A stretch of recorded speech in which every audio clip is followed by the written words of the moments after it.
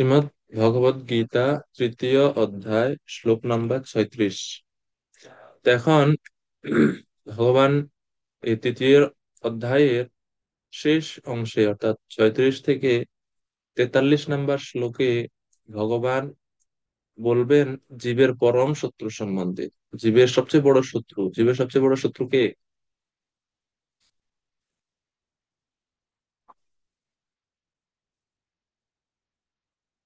জীবের সবচেয়ে বড় শত্রু এখানে ভগবান বলছেন যে জীবের সবচেয়ে বড় শত্রু হচ্ছে কাম। কাম শব্দের অর্থ হচ্ছে বাসনা, ইচ্ছা। এখন এই হঠাৎ করে কাম বা এই ইচ্ছা, বাসনার কথা কেন বলছেন এবং কেন এটাকে ভগবান শত্রু বললেন? এর পূর্বের শ্লোকে অর্থাৎ 35, 34 এই শ্লোকগুলোতে ভগবান কি বলেছেন যে হে অর্জুন, ইন্দ্রিয়ের বিষয়ে আসক্তি ও বিরক্তি হওয়া পারমার্থিক উন্নতির প্রতিবন্ধক। ইন্দ্রিয়ার্থে রাগ দ্বেষৌ ব্যবস্থিতৌ তয়োর্ন বশম আগচ্ছে তৌ হি আস্যা পরিপন্থিন। এই যে রাগ এবং দ্বেষ, এই দুইটির কথা বললেন ভগবান। রাগ আর দ্বেষ অবিমুক্তস্তু, এই যে শ্লোকের গুলো বললেন, যে রাগ শব্দের অর্থ হচ্ছে আসক্তি, দ্বেষ শব্দের অর্থ হচ্ছে বিরক্তি। আসক্তি বিরক্তি ইন্দ্রিয় বিষয়ের প্রতি উভয়ই পারমার্থিক উন্নতির জন্য প্রতিবন্ধক। এই জন্য ভগবান যেহেতু রাগ বা আসক্তি হচ্ছে প্রতিবন্ধক, এই জন্য কামের কথা বলছেন যে কাম বা এই আসক্তি হচ্ছে নিষ্কাম কর্মযোগ সাধনে সবচেয়ে বড় প্রতিবন্ধকতা। এই জন্য এটাকে সবচেয়ে বড় শত্রু বলে ভগবান বর্ণনা করছে। কেননা নিষ্কাম কর্ম সাধনে এই আসক্তি সাধকের সবচেয়ে বড় বাধার হিসেবে সামনে উপস্থিত। তো এই কারণে 36 থেকে 43 নম্বর শ্লোকে ভগবান কাম সম্বন্ধে বলবেন। তো কাম এর উপায়, যেটা এখানে বলা হচ্ছে যে কাম শব্দের অনেক অনেক অর্থের মধ্যে সাধারণত দুইটা অর্থ আমরা জানি। কাম মানে হচ্ছে স্ত্রী পুরুষের প্রতি যে আসক্তি, সেটাও কাম বলে। আর এমনিতে কাম শব্দের জেনারেল অর্থ হচ্ছে বাসনা, কোনো কিছু ইচ্ছা করা, কোনো কিছু পাওয়ার বাসনা করা, এবং সেটা ইন্দ্রিয় তৃপ্তির জন্য, কৃষ্ণ সেবার জন্য না। আত্মেন্দ্রিয় প্রীতি বাঞ্ছা তারে বলে কাম, আর কৃষ্ণেন্দ্রিয় প্রীতি ইচ্ছা ধরে প্রেম নাম। এই হচ্ছে কাম এবং প্রেমের মধ্যে পার্থক্য। অতএব কাম প্রেমে বহুত অন্তর। চৈতন্য চরিতামৃতে কৃষ্ণদাস কবিরাজ গোস্বামী বলছে যে কাম জয়ছে লৌহ খণ্ড, আর প্রেম হচ্ছে স্বর্ণের মতো উজ্জ্বল। এইভাবে কৃষ্ণদাস কবিরাজ গোস্বামী কাম এবং প্রেমের পার্থক্য করছে। তো কামের সংজ্ঞাতে তাহলে কি বললেন?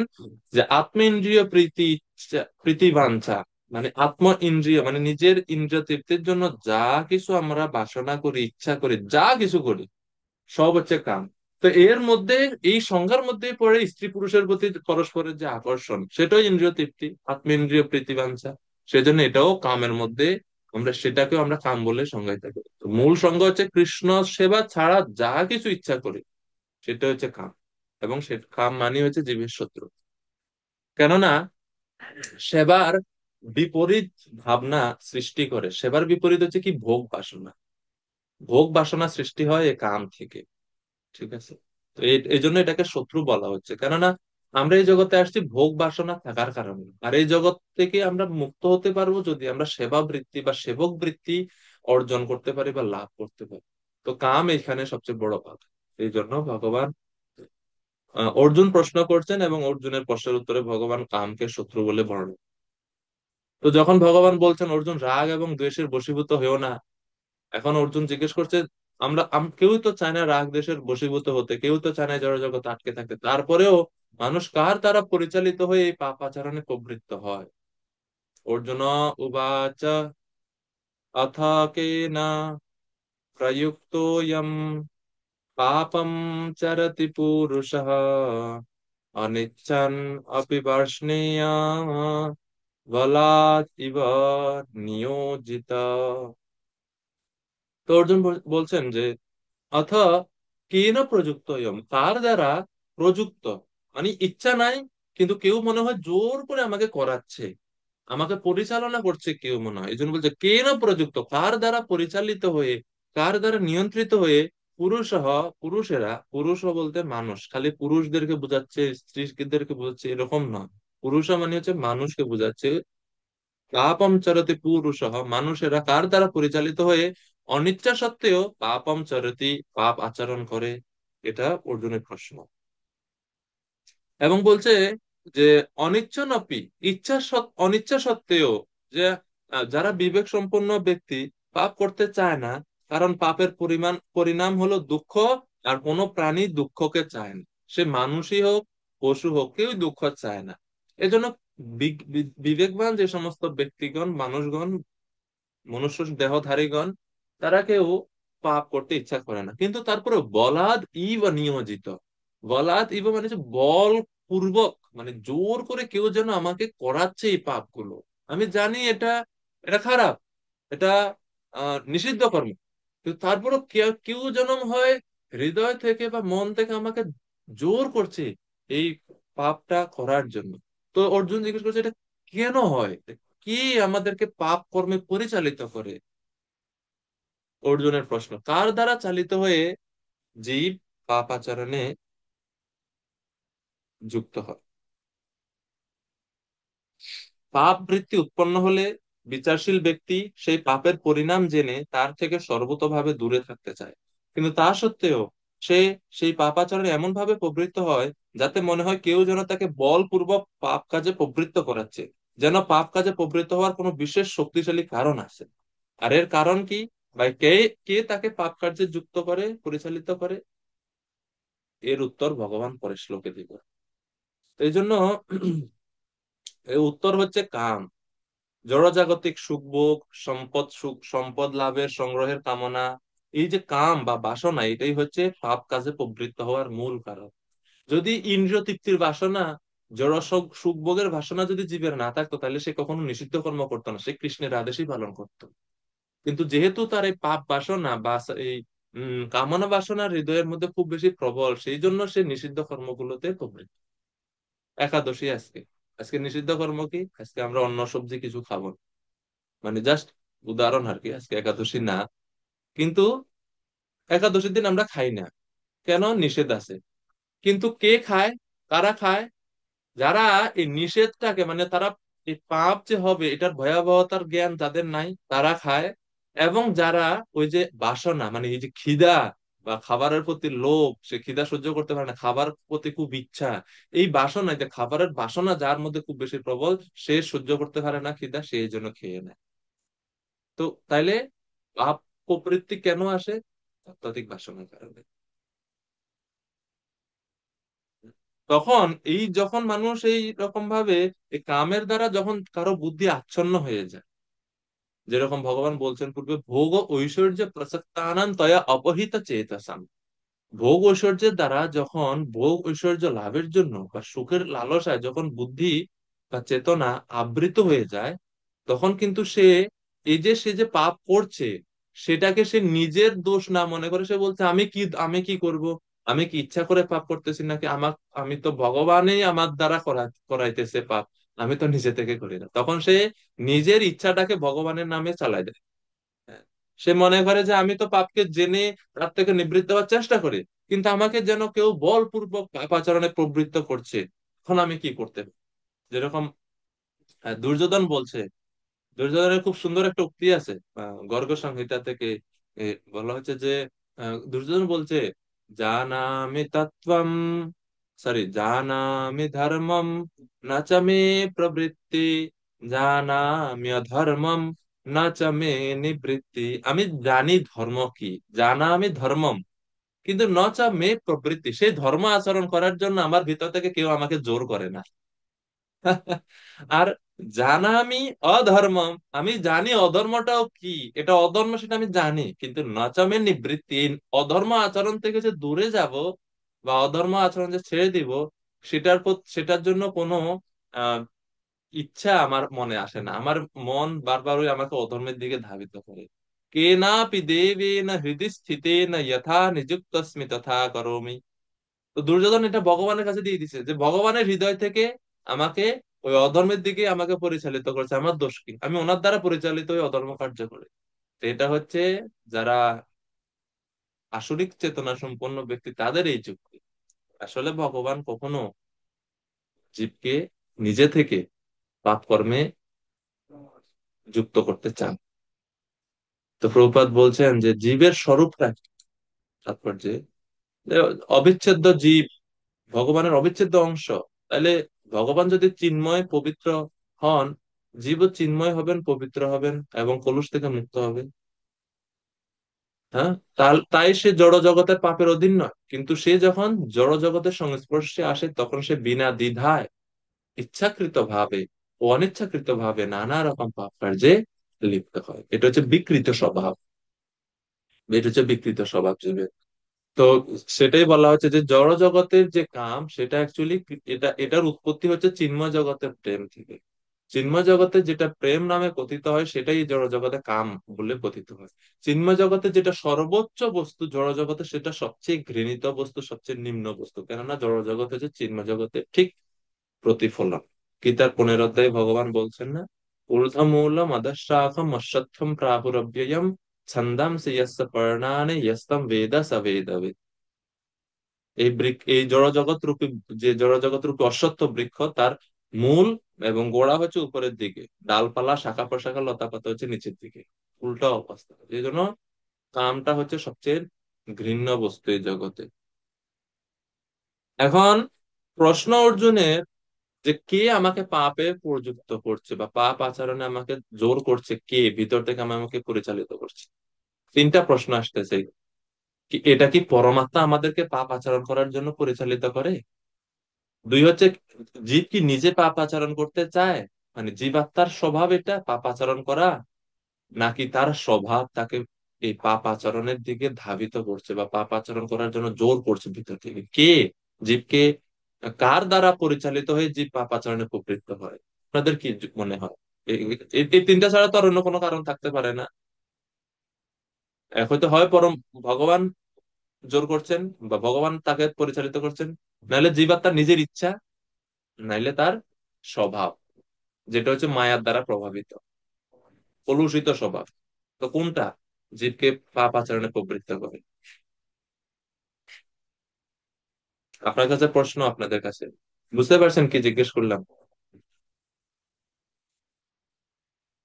বাকিরা হাত উঠান, তাহলে দুই তিনজন চারজন পাঁচজন হবে না।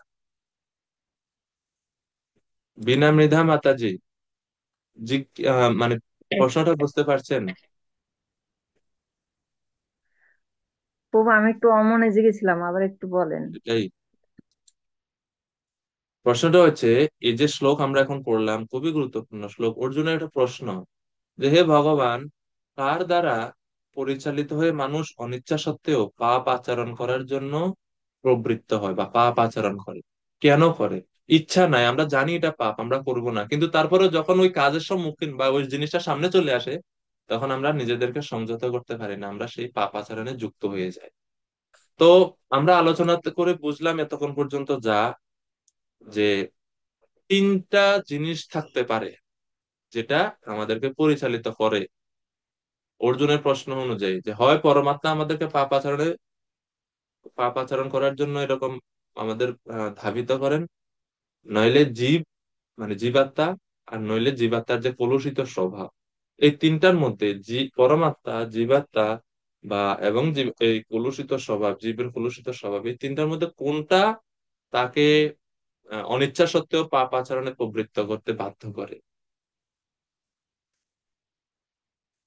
এটা হচ্ছে প্রশ্ন। এখন কি বুঝতে পারছেন?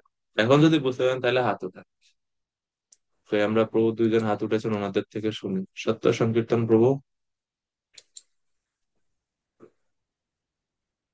হ্যাঁ, অনিচ্ছা সত্ত্বেও আমরা পাপ কাজ করি। সেটা হচ্ছে প্রভু, আমরা যে গুণের প্রভাবে, রজগুণের প্রভাবে, এই তমগুণের প্রভাবে আমরা জীব অনিচ্ছা সত্ত্বেও পাপ কাজে লিপ্ত হয়ে যায়। কারণ এই গুণটা ভগবানের দ্বারা সৃষ্টি। ওকে, অচ্যুত অরিজিৎ প্রভু। হরে কৃষ্ণ, দণ্ডবত প্রণাম। তবু জীব অনিচ্ছা সত্ত্বেও প্রকৃতির মায়ার দ্বারা প্রভাবিত হয়ে পাপ কাজে লিপ্ত হচ্ছে।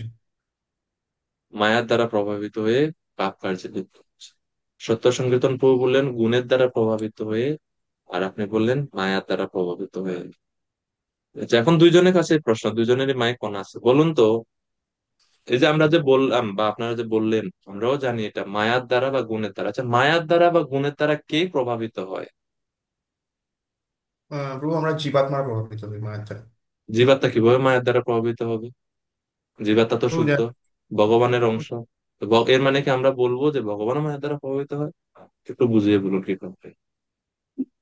প্রভু আমরা জীবাত্মারা যেহেতু ভগবানের অংশ, কিন্তু আমরা যেহেতু ভগবানের থেকে অনেক বিচ্ছিন্ন হয়ে পড়েছি, আমাদের আসলে অণু চৈতন্য, ভগবান বিভু চৈতন্য। তাই আমরা হুম। প্রকৃতির বিভিন্ন এই যে তিন এই যে মায়া দেবী দ্বারাই যে এই যে পুরো পৃথিবীতে মহাচ্ছন্ন হয়ে আছে। তো সেই মায়া দেবীর দ্বারাই আমরা এইভাবে আচ্ছন্ন হয়ে পড়ি, কারণ আমরা ভগবান থেকে বিচ্ছিন্ন হয়ে গেছি। আমরা অনেকে এখন ভগবানের দিকে, আমরা ভগবানের অস্তিত্ব অনেকে বিশ্বাস করতে চাইছি না, ভগবানকে সঠিকভাবে আমরা ভক্তি করতে চাইছি না। তখনই আমরা মায়ার দ্বারা আমরা কলুষিত হয়ে পড়ছি। তাইলে মায়ার দ্বারা কলুষিত কি আত্মা হয়? না। তো আমাদের জীব যখন যখন প্রভু আত্মা কোনো জীব দেহে আর কি আসে, তখন এই দেহ আর কি কলুষিত হয়, মানে তখন জীবাত্মা কলুষিত হয়ে পড়ে একটা দেহতে। এমনিতে জীবাত্মা যখন শুধুমাত্র চিৎকণা রূপে থাকে তখন সে কলুষিত হয় না। ওকে, তাহলে প্রভু বলতে চাচ্ছেন যে জীব দেহে ধারণ করলে জীবাত্মা কলুষিত হয়। হ্যাঁ প্রভু, মায়ার দ্বারা আচ্ছন্ন হয়ে জীবাত্মা কলুষিত হবে। মায়ার দ্বারা আচ্ছন্ন হয়ে জীবাত্মা। এখন প্রশ্ন হচ্ছে প্রভু, আমরা যদি একবারে শুরুর দিকে যাই, মায়াত কেন জীবাত্মাকে আচ্ছন্ন করে? মায়ার কি শক্তি আছে জীবাত্মাকে আচ্ছন্ন করার? প্রভু কারণ দেহ তো ধারণ করে জীব পরে না, না প্রথমে মায়া আচ্ছন্ন করে তারপরে সে দেহ ধারণ করে? অ্যাকচুয়ালি কি তাইলে বিষয়? প্রভু জীব তার পূর্বের যে কৃতকর্ম আছে সেই কৃতকর্ম অনুসারে দেহ ধারণ আমরা করে। যদি একবারে আদিতে চলে যাই, এই জগতে যখন জীব প্রথম আসে তখনকার কথা,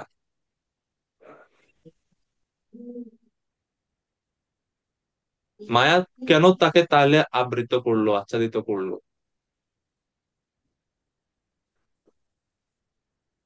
প্রভু এই যে জগৎ, এই হ্যাঁ। জগৎটা সৃষ্টি হয়েছে এবং রজ এবং তম, মানে রজ তম সত্যগুণের দ্বারা। হুম। তা আমরা আমাদের যে জীবাত্মা, যে আত্মা, সেটা হচ্ছে নিত্য শাশ্বত, এবং জীবে এই রজ এবং তমগুণের দ্বারা আচ্ছাদিত হওয়ার ফলে তার যে স্বরূপটা, সেই জীবের স্বরূপটা ভুলে যায়। এই যে ভুলে যাওয়ার কারণে আমরা এই সমস্ত পাপ কাজে লিপ্ত হয়ে যাই। কিন্তু এটা ওকে। হচ্ছে আমাদের উম, ভগবানের দামে যখন আমরা এই ঈর্ষান্বিত হয়ে তখন আমাদের ভোগ করার বাসনা জাগে, তখন আমাদেরকে এই এই জগতে ভগবানে প্রেরণ করে। আর তখন আমরা এই জগতের কাজই হচ্ছে রজ এবং তমগুণের দ্বারা আচ্ছাদিত রাখে সবাইকে। ঠিক আছে? ওকে, তো তাইলে রজতম গুণের দ্বারা জীব কেন আচ্ছাদিত হলো প্রথম একবারে সৃষ্টির আদির কথা বললে? ওই যে আমরা আমাদের ভোগ করার প্রবণতা জাগে, সেই জন্য ভোগ। আমাদেরকে ভগবান ওকে, এই তাহলে জায়গায় ভোগ পাঠায়। করার প্রবণতা জীবের কোথায় জাগে? কোন জায়গায় ছিল জীব যার কারণে তার ভোগ করার প্রবণতা জাগলো? ভগবত নামে হয়তো আমাদের এই ধরনের বুক করার প্রবণতা, ভগবানের বুক করার প্রবণতা দেখে আমাদের বুক করার প্রবণতা বাড়ছে। ও, এর মানে ভগবত ধামেও ভোগ করার প্রবণতা থাকে না? এরকমই তো শুনলাম সাধুদের কাছ থেকে। এখন তাইলে মানে এর মানে ভগবত ধামে, তাইলে তাইলে আমরা, তাইলে এই আর ভগবত ধামে যাইতে হলে ভোগ বাসনা থেকে মুক্ত হতে কেন বলা হচ্ছে শাস্ত্রে, যদি ভগবত ধামেও ভোগ বাসনা জাগে?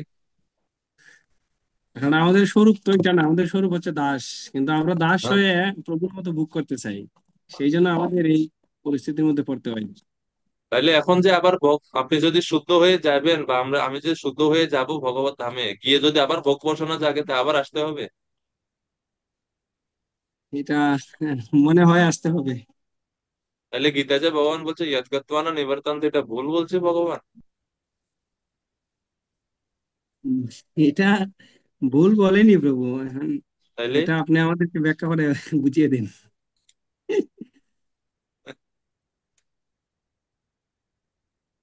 অচ্যুত প্রভু বলুন। তো আমিও এটা ঠিক আর মানে এক্সপ্লেন করতে পারছি না, বুঝতে পারছি না যে কি বলবো। তপময় প্রভু হাত উঠাচ্ছেন, প্রভু বলুন। তপময় কৃষ্ণ চৈতন্য প্রভু। তো প্রভু, রজগুণ থেকে উদ্ভূত যে কাম, এই হুম। কামই মানুষকে এই পাপ কার্যে নিয়োজিত করে। এখন আমার প্রশ্ন হচ্ছে রজগুণ কেন জীবকে প্রভাবিত করে বা কিভাবে করে? জীব যখন জড়জগতের সংস্পর্শে আসে, সে বিনা দ্বিধায় ইচ্ছাকৃত বা অনিচ্ছাকৃতই হোক, সে এই পাপ কর্মে লিপ্ত হয়। ওটা তো তাৎপর্য থেকে বললেন, তাৎপর্য থেকে প্রভুপাদের থেকে বলে দিলেন। আমার প্রশ্ন হচ্ছে যে জীব জড় জগতে আসলো, এরপরে সে ইচ্ছা অনিচ্ছাকৃত ভাবে পাপ কর্ম করে, সেটা তো প্রভুপাদ ব্যাখ্যা করলেন, আমরাও করলাম। এখন প্রশ্ন হচ্ছে জীব এই জড় জগতে কেন আসে? সে কি মায়ার দ্বারা বা এই গুণের দ্বারা প্রভাবিত হওয়ার পরে জড় জগতে আসে, না জড় জগতে আসার পরে গুণের দ্বারা প্রভাবিত হয়? বা এখন এই যে আমরা বলছি যেটা যে ওই যে আমাদের সত্য সংকীর্তন প্রভু বা অচ্যুত প্রভু যেটা বলছিলেন যে হ্যাঁ, জীবের ভোগ বাসনার কারণে সে জড় জগতে আসে, ওনারা বলছেন। তাহলে ভোগ বাসনার কারণে যদি সে জড় জগতে আসে, তাহলে এর মানে বুঝতে হবে যে ভগবত ধামেও ভোগ বাসনা আছে। এর উত্তরটা না, কি? ভগবত ধামে গেলে তো মানুষ পূর্ণ মুক্ত হয়ে যায়, সেখান থেকে তো হ্যাঁ। আর জড়জগতে আসার কোনো সম্ভাবনাই নাই। হ্যাঁ, তাহলে ফিরে আমরা আসার সেখান আসলাম তো। কেন? হ্যাঁ, আসলাম কেন? আমরা তো আর ভগবত ধামে যাইনি। আপনি ভগবান। কই ছিলেন সৃষ্টির পূর্বে? হ্যাঁ, আপনি এই জগতে আসার পূর্বে কোথায় ছিলেন?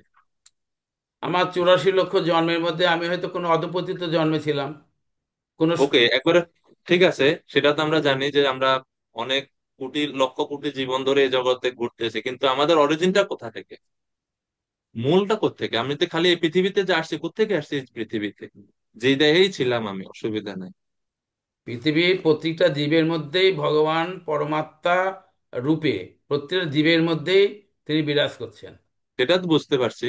সেটা তো জীব যখন এই জগতে আসে তখন পরমাত্মা রূপে তিনি বিরাজ করেন, কিন্তু জীব যে এই জগতে আসার আগে কোথায় ছিল?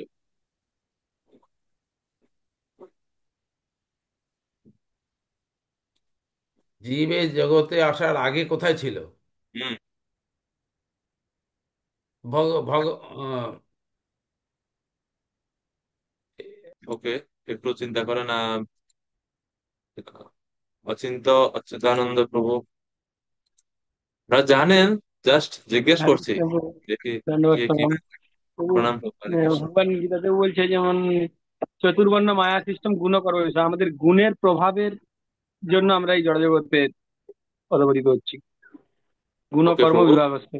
হ্যাঁ, কিন্তু ওই যে আপনি গুণের কথা বলতে গিয়ে যে শ্লোক উদ্ধৃতি করছেন, এই শ্লোকটা এই ক্ষেত্রে আপনি উদ্ধৃতি করতে পারবেন না, কেননা এই শ্লোকের উদ্দেশ্য হচ্ছে, এই শ্লোকের মূল ভাব হচ্ছে ভগবান বলছেন গুণ অনুসারে এবং কর্ম অনুসারে আমি জীবের বর্ণ সৃষ্টি করেছি। এই শ্লোক কিন্তু এটা বলে না যে গুণের দ্বারা প্রভাবিত হয়ে আমরা এই জগতে আসছি। আপনার কথা ঠিক আছে যে আমরা গুণের দ্বারা প্রভাবিত হই, কিন্তু ওই ক্ষেত্রে ওইটা বলার সময় এই শ্লোক বলাও ঠিক হবে না।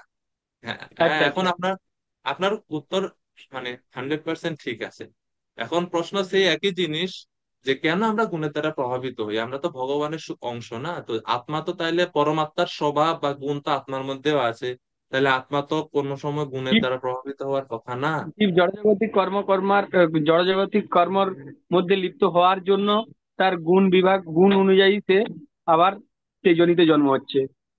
ওকে, ওকে, তাহলে জীবের এই কর্ম বাসনা কেন আসে, বা সে কেন কর্ম করতে চায় এই জগতে? যে আত্মা তো কোনো কর্ম করে না, আমরা ইয়েতে পড়লাম, নমাম কর্মাণি লিম্পন্তি, ভগবান বলছেন।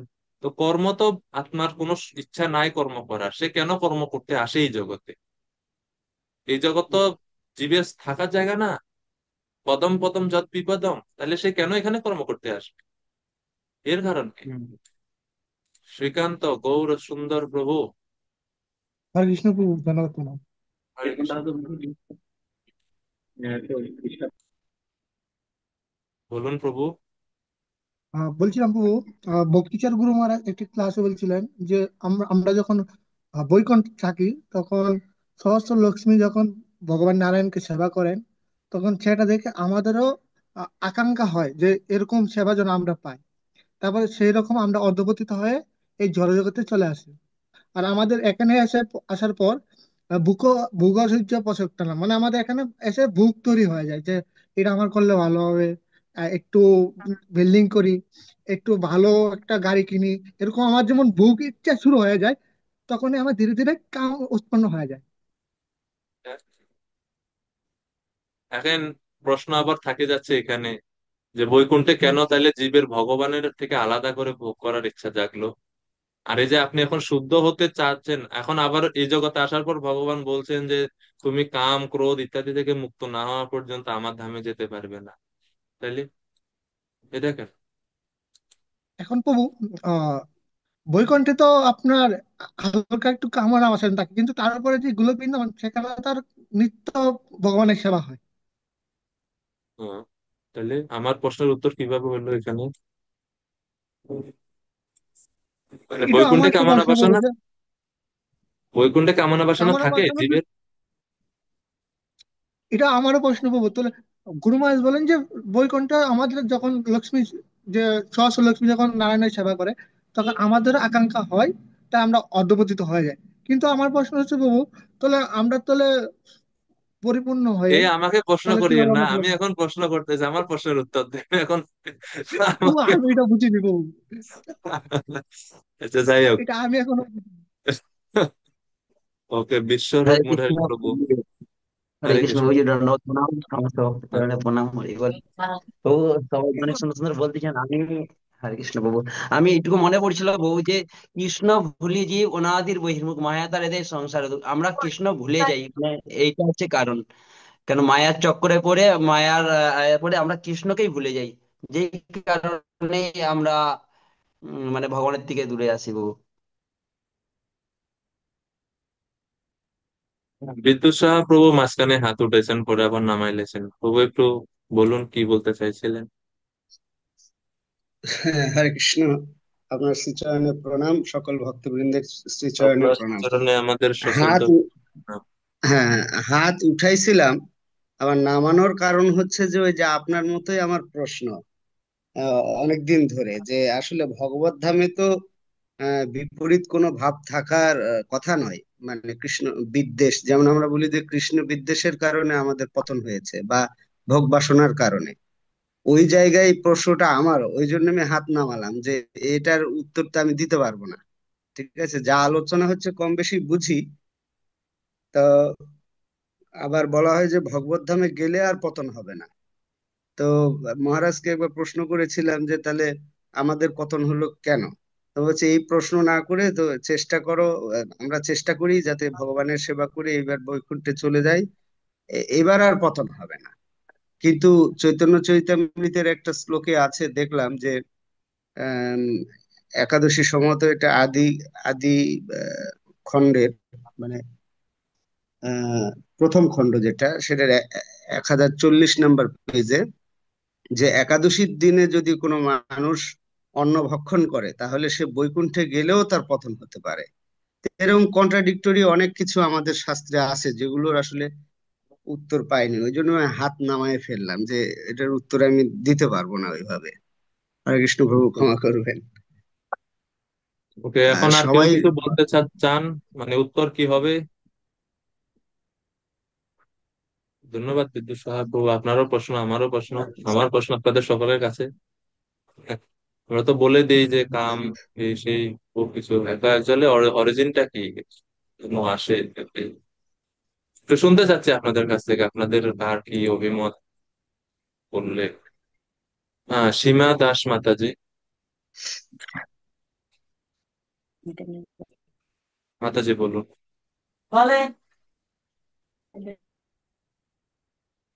আবার মাইক অফ করে দিলেন তো।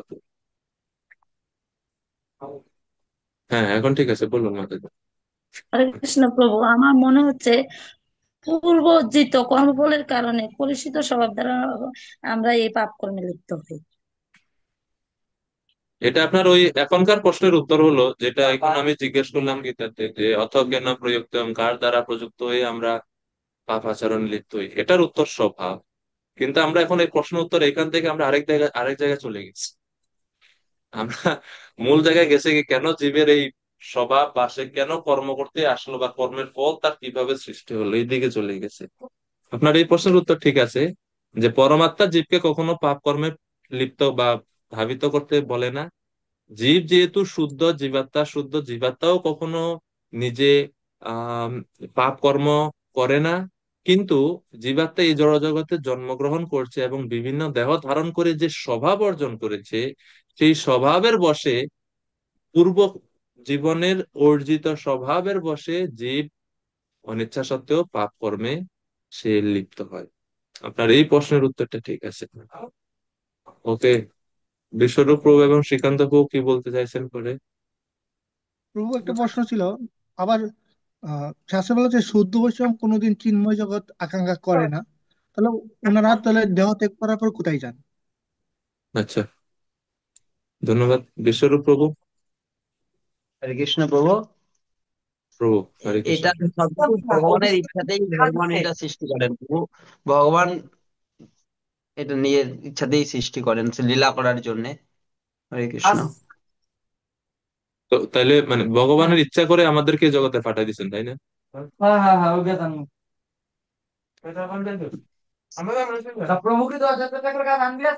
ভগবান তার মানে লীলা করার জন্যই তো উনি লীলাও করেন না, যেগুলো মানে আমাদের তো উনি জাগতিক ওনার লীলা জগৎ করার জন্য সম্পন্ন। আমাদেরকে এই জগতে ভোগ পাঠিয়ে দিচ্ছে, আর আমরা দুঃখ কষ্ট ভোগ করতেছি। এটা কেমন লীলা করতেছে উনি? আরে, এটা ভগবান, এটা কেমন ভগবান যে উনি ওনার লীলা করার জন্য আমাদেরকে এই জগতে দুঃখ কষ্ট কিন্তু ভোগ করার জন্য পাঠাইছে?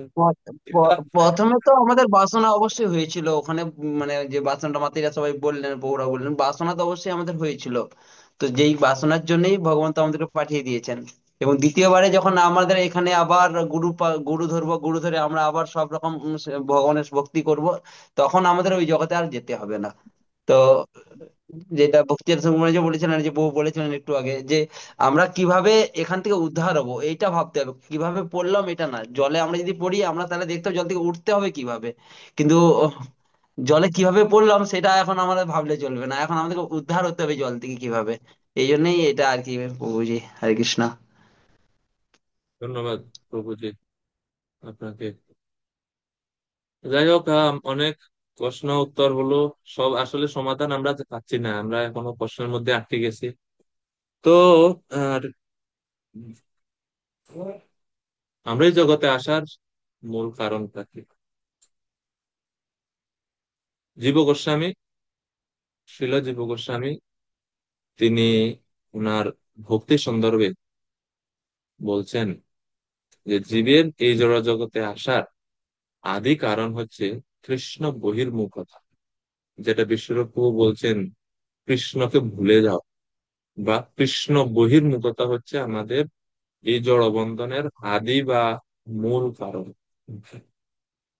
যখনই জীব কৃষ্ণ বহির্মুখ হয়, তখন অবিদ্যা তাকে আচ্ছাদিত করে।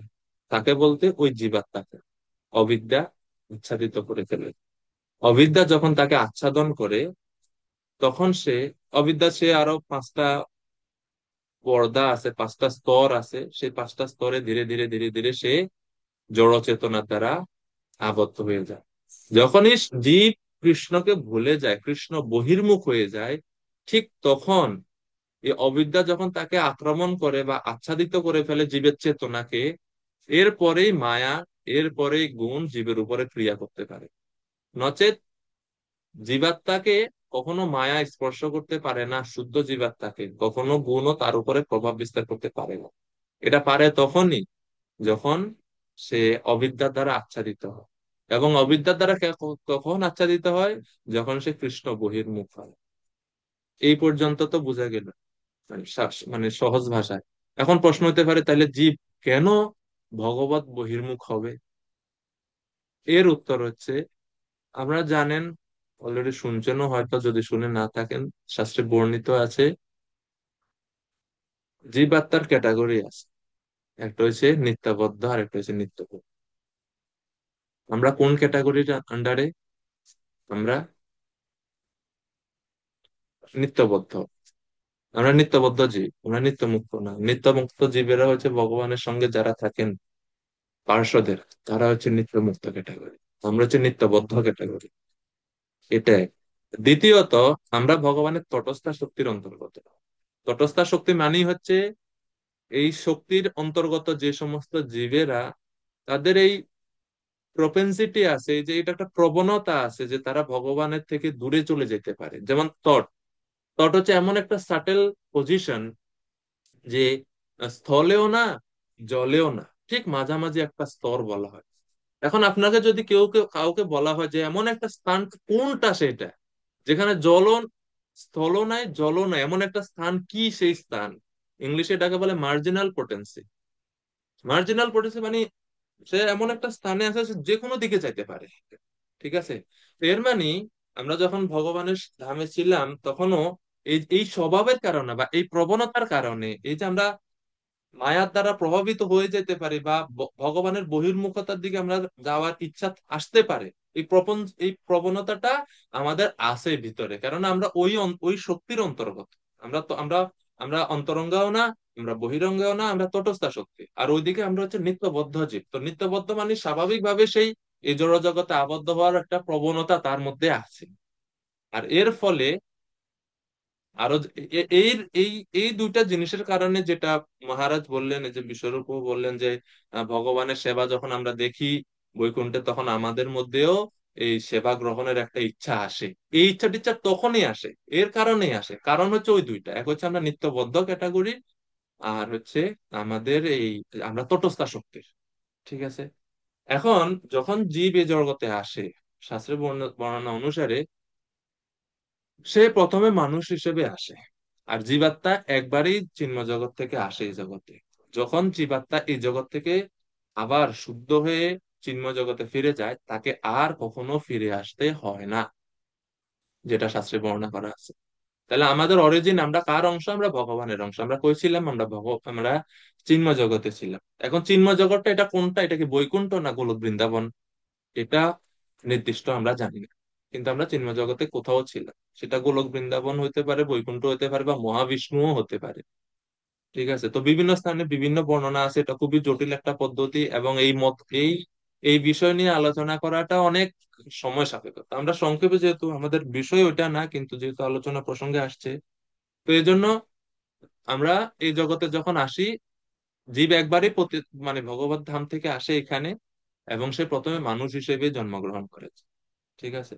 তো যখন ওই যে আসলো, আসার পরে তার উপরে গুণ এবং মায়া এসব প্রভাব বিস্তার করে তারপরে, আর যখন সে জগৎ থেকে শুদ্ধ হয়ে ভগবত ধামে যায়, তখন আর তাকে ফিরে আসতে হয় না। এখন আমাদের বিদ্যুৎ সাহা প্রভু বললেন, একটা শ্লোকের কথা বললেন, যে একাদশীর যদি কেউ পারণ মানে শস্য খায়, তাহলে সে যদি বৈকুণ্ঠও যায়, তাহলে তাকে আবার ফিরে আসতে হয়। তাহলে এটা তো কন্ট্রাডিক্টরি হয়ে গেল।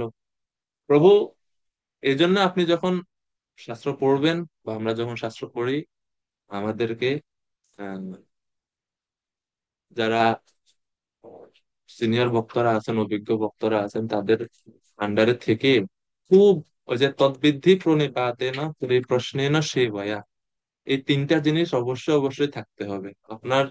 আপনার আমার যদি বিনয় থাকে না, শ্রদ্ধা থাকে না, এবং সেবা বৃত্তি থাকে না, এই তিনটা জিনিস যদি না থাকে, তাহলে আপনি কখনো কারো কাছ থেকে বিদ্যা নিতে পারবেন না। এই তিনটা জিনিস যদি না থাকে। তো এই জন্য এখন ওই যে শ্লোক যেটা ওখানে উল্লেখ করা হয়েছে, যে ভগবত ধাম মানে বৈকুণ্ঠে গেলেও তাকে আবার ফিরে আসতে হবে, এই শ্লোকের খড়িক অর্থ ওইখানে নেওয়া যাবে না। কেন নেওয়া যাবে না? তাহলে কি বুঝতে হবে? ওই শ্লোক এটা বোঝাচ্ছে যে এই মানে একাদশী করাটা এত বেশি গুরুত্বপূর্ণ, এত বেশি গুরুত্বপূর্ণ যে কেউ যদি একাদশী না করে, তাহলে সে যদি উচ্চতর গ্রহ লোকেও যায়, তারপরেও তাকে আবার এই জগতে ফিরে আসতে হবে। এটা হচ্ছে পাপের কত ভয়ানক প্রতিক্রিয়া হতে পারে একাদশী না করা, সেটার জন্য এই মানে অত এক্সট্রিম একটা আহ দৃষ্টান্ত এখানে দেওয়া হয়েছে। এটা হচ্ছে আহ কি বলে এটাকে, বৈদিক শাস্ত্রে কখনো কখনো আহ এক্সাজারেট করে কিছু কিছু জিনিসকে। তো এটা হচ্ছে এক্সাজারেশন। এটা ওই অর্থে বা ওই দৃষ্টিভঙ্গি থেকে আমাদেরকে নিতে হবে। যেমন আহ সংস্কৃতের একটা এরকম ব্যাকরণে বর্ণনা আছে যে, সংস্কৃতে একটা সংস্কৃতে বলা হচ্ছে যে গঙ্গায়াম ঘোষপল্লী। ঠিক আছে? গঙ্গায়াম ঘোষপল্লী এর মানে কি? গঙ্গার মধ্যে ঘোষ পল্লী, এটা হবে অর্থ। এখন আমি যদি এটা অর্থ করি, আক্ষরিক অর্থ নিই, গঙ্গায়াম ঘোষপল্লী, ঘোষপল্লী মানে হচ্ছে ঘোষেরা যেখানে থাকে, ঘোষেদের থাকার জায়গা, পল্লী গ্রাম বা আহ বসত বাড়ি যেখানে থাকে, ঘোষপল্লী সেটা। এখন আমি যখন শ্লোকে বলা হয়েছে গঙ্গায়াম ঘোষপল্লী, তাহলে এর অর্থ কি আমি এটা করবো যে গঙ্গা নদীর মধ্যে ঘোষেরা থাকে? কিন্তু শ্লোকে তো লেখছে গঙ্গায়াম ঘোষপল্লী। তখন এখানে আপনার অর্থটাকে এইভাবে করতে হবে, আমি ঠিক একজ্যাক্ট টার্মটা মনে করতে পারতেছি না সংস্কৃতে কি এটাকে বলে। তো আহ তখন অর্থ করতে হবে গঙ্গার পাড়ে ঘোষেরা থাকে বা ঘোষেদের পল্লী অবস্থিত। এটা হচ্ছে গঙ্গার পাড়ে হবে, গঙ্গাতে না। তো ওই রকম একটা, মানে জাস্ট এটা একটা উদাহরণ। আপনার যেহেতু আপনি শ্লোকটা উদ্ধৃত করলেন, এটা আমরাও পড়েছি এবং আচার্যরা এগুলা দিয়ে উদাহরণ দেন যে এগুলো হচ্ছে কিছু কিছু অতিরিক্ত, মানে অর্থ, অতিস্তুতি বলা হয় আর কি, যে খুব বেশি যখন একটা জিনিসকে মহিমান্বিত করতে হয় তখন এরকম কিছু এক্সট্রিম অ্যানালজি বা উপমা বৈদিক শাস্ত্র দেখায়, জাস্ট গুরুত্বটা বোঝানোর জন্য যে একাদশী করাটা কত গুরুত্বপূর্ণ। প্রকৃতপক্ষে কেউ বৈকুণ্ঠ থেকে এই জগতে আসেন। যেরকম এখন কেউ বলতে পারে চতুষ্কুমারা তো ভগবানের ধামে গেছেন, বা দুর্বাসা মুনি ভগবান বিষ্ণুর কাছে গেছেন। এই দুইটা যে দৃষ্টান্ত আমরা শাস্ত্রে পাই, এনারা কেউই মূল বৈকুণ্ঠে যাননি। এই জড়জগতের মধ্যে একটা বৈকুণ্ঠ আছে, সেই বৈকুণ্ঠে তারা গেছে। ঠিক আছে, আর চতুষ্কুমার বৈকুণ্ঠে প্রবেশ করেননি, তারা সপ্তম দ্বারের বাইরে ছিলেন, তারা দ্বারের ভিতরে যায়নি। ভগবান বিষ্ণু গেটে আসছেন চতুষ্কুমার এবং জয় বিজয়ের ঝামেলা মেটানোর জন্য। আপনারা যদি ভাগবতম পড়েন সেখানে দেখবেন। আর দুর্বাসা মুনি যে বিষ্ণুর কাছে গেছেন, তিনি ওই, মানে এই জড় ব্রহ্মাণ্ডের বাইরে যে বৈকুণ্ঠ অধিপতি বিষ্ণু তার কাছে না, এই জড় ব্রহ্মাণ্ডের মধ্যে একটা বিষ্ণু আছেন, বৈকুণ্ঠ বিষ্ণু লোক আছে, সেখানে সেই বিষ্ণুর কাছে তিনি গেছেন। তো এই হচ্ছে মূল কারণ। তাইলে বুঝতে হবে যে যেটার জন্য এত কিছু, যে জীব কেন, তাইলে এই জগতে সে মায়া কখন তাকে স্পর্শ করে, যখন সে কৃষ্ণ বহির্মুখ হয়ে যায় তখন। আর যখন সে কৃষ্ণোন্মুখ হয় বা কৃষ্ণ ভাবনায় মগ্ন হয়, এবং এইভাবে কৃষ্ণ ভাবনায় মগ্ন হয়ে যখন সে সমস্ত কলুষ থেকে মুক্ত হতে পারবে, তখন সে যখন আবার ভগবানের কাছে যাবে তাকে আর ফিরে আসতে হবে না। এটা বোঝানোর জন্য একটা উদাহরণ দেওয়া হয়, যদি এটা জড়জাগতিক ক্ষেত্রের উদাহরণ, কিন্তু আপনারা বুঝতে সুবিধা হবে। যেমন একজন, মানে একজন একজন বুদ্ধিমান, মানে বুদ্ধি আছে, তার একটা বিচারবোধ আছে, এরকম একজন ব্যক্তি যখন সে, মানে কোনো কারণে, হঠাৎ করে কোনো ভুল টুল করার কারণে, সে এমনিতে পাপী না, কোনো ভুল করার কারণে, হঠাৎ কোনো অ্যাক্সিডেন্টাল কোনো কারণে যখন সে কোনো অপরাধ করে বসে এবং তাকে জেলে যেতে হয়। তো জেলে গিয়ে তো অনেক কষ্ট, জেলের একটা বন্দি জীবন, একটা শাস্তি ভোগ করতে হয় তাকে। এরপরে সে যখন জেল থেকে বের হয়, যেহেতু সে বুদ্ধিমান, সে নেচারে, সে বাই নেচার সে পাপী নয় বা অপরাধী নয়, কিন্তু একটা হঠাৎ একটা ভুলের কারণে তাকে জেলে যেতে হয়েছিল। এবং জেলে গিয়ে সে যখন এত যন্ত্রণা বা এত কষ্ট দেখে, তখন সে যখন কোনো ক্রমে কয়েক বছর পর জেল থেকে বের হয়, সে কি আবার চাইবে জেলে যাওয়ার জন্য? জীবেরও সেম দশা। ওই যে তার প্রবণতার জন্য তটস্থা শক্তির, যে এই যে আসছে এই জগতে, এই যে এখন দুঃখ কষ্ট ভোগ করতেছে, সে যে ভগবানের কাছে আবার যেতে পারছে না, কত প্রতিবন্ধকতা, কত কঠিনতা, এগুলা যখন সে জীব উপলব্ধি করবে বা দেখতে পাচ্ছে, এরপরে সে যদি বৈষ্ণবদের কৃপায় শুদ্ধ ভক্তি করে কলুষ মুক্ত হয়ে যখন ভগবানের কাছে যাবে, সেই জীব কি আবার এই জগতে আসতে চাইবে? এই জন্য শাস্ত্রে বলা হচ্ছে ইয়াত গত্বা না নিবর্তন, ভগবত ধাম থেকে কেউ আসে না এই জগৎ, মানে কারো সে সেই ধামে গেলে আর আসতে হয় না। এই জন্যই বলা হচ্ছে। তো আমরা আর এই বিষয়ে আর অগ্রসর হচ্ছি না। তো মূল আলোচনা ছিল যে কেন জীবাত্মা বা কে জীবকে অনিচ্ছা সত্ত্বেও পাপে নিয়োজিত করে। তো এর উত্তর হচ্ছে জীবের স্বভাব। জীব যে এই যে জড়জগতে, এই যে ভগবানকে ভুলে যে আসছে ভোগ করার জন্য, এবং বিভিন্ন দেহ ধারণ করতেছে, শত কোটি লক্ষ কোটি কত কোটি জীবন আমরা ধারণ করছি জানি না। ভক্তিবিনোদ ঠাকুর বলছেন অনাদি কর্ম ফলে। এই অনাদি শব্দের কোনো ব্যাখ্যা নাই, মানে কত আদিতে আসছে, এর কোনো, মানে কোনো টাইম লাইন নাই এটার। এই জন্য বলছে অনাদি, মানে এটা মনে হচ্ছে আদিহীন। কত দীর্ঘদিন ধরে যে জীব এই জড় জগতে, মানে সে ঘুরপাক খাচ্ছে, হিসাব না। এই জন্য বলছে অনাদি কর্মফলে পরিভবার নবজল, অনাদি কর্মফল। তাই ওই যে ঘুরতে ঘুরতে আমরা স্বভাব, যে বিভিন্ন জড় স্বভাব, খারাপ স্বভাব অর্জন করেছি, সেই স্বভাব আমাদেরকে তাড়িত করে, ধাক্কা দেয়, জোর করে আমাদেরকে পাপ করার জন্য। এখন সাধুদের সঙ্গে আসলে কিন্তু স্বভাব পরিবর্তন হয়। তো ভক্ত সঙ্গে যখন আসি, ভক্তদের কাছ থেকে যখন আমরা উপদেশ শুনি, তখন আমরা বুঝতে পারি আমার এটা করা উচিত না। কিন্তু ওই যে পূর্বের স্বভাব যদি কারো খুব বেশি জোরালো হয়, তখন সে তার অনিচ্ছা সত্ত্বেও সে তো শুনছে, সে জ্ঞানের দিক থেকে সে জানে যে এটা আমার করা উচিত হবে না, কিন্তু তারপরেও তার প্রবৃত্তি, তার পূর্ব স্বভাবকে তাড়িত করে।